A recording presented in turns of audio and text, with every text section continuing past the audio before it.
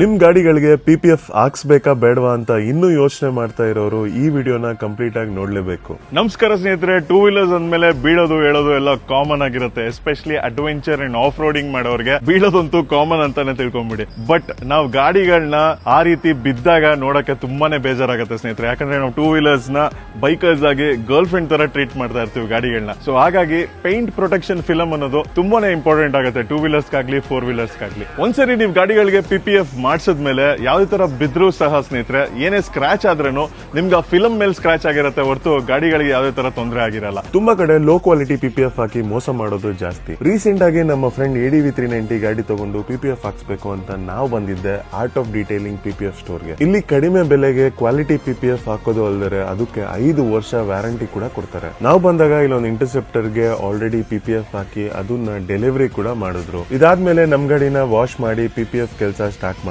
ಈ ಜಾಗ ಬೇರೆ ಸ್ಟೋರ್ಸ್ ಗಿಂತ ಏನಕ್ಕೆ ಬೆಟರ್ ಅಂದ್ರೆ ಇಲ್ಲಿ ಯಾವ ಬ್ರ್ಯಾಂಡ್ PPF ಯೂಸ್ ಮಾಡ್ತಾರೆ ಅಂತ ಕಸ್ಟಮರ್ ಗೆ ಎಕ್ಸ್ಪೋಸ್ ಮಾಡ್ತಾರೆ.